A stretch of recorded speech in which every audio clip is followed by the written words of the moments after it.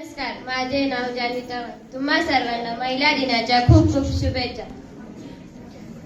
ज्या देशाला माझ्या धर्मासकट मी मान्य नाही, तो देश मला मान्य नाही असे ठणकावून सांगणार मी भारतातील पहिली महिला डॉक्टर आनंदीबाई गोपाळराव जोशी बोलते. होय, मी आनंदीबाई जोशी. माझा जन्म पुण्यात 31 मार्च रोजी झाला.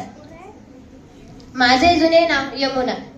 गोपाळराव गणपतराव जोशी यांची ज्येष्ठ कन्या.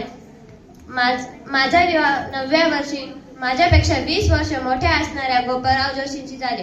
लग्नानंतर माझे यमुना हे नाव बदलून आनंदीबाई जोशी असे ठेवण्यात आले.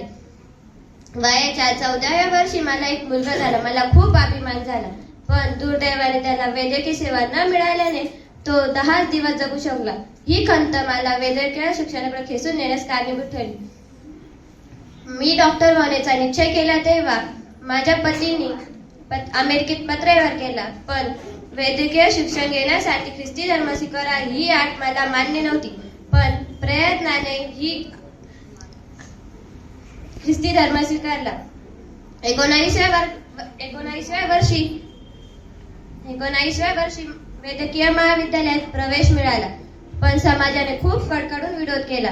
नंतर कोलकाता येथे माझे पहिले भाषण ऐकता वैद्यकीय शिक्षणाची गरज स्पष्ट करून दिली व लोकांनी मला मदतही केली.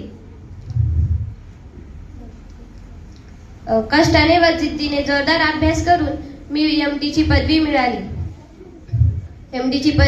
लोकांनी माझा सन्मानही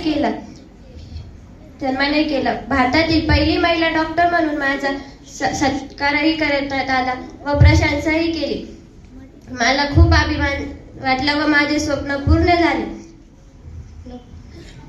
माझी पुण्यतिथी 26 फेब्रुवारी महिला आरोग्य दिन म्हणून साजरी करण्यात येते. अशी शारदा मी, अशी लक्ष्मी मी.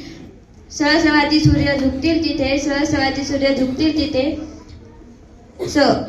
दिव्य अशी सौदामिनी. धन्यवाद.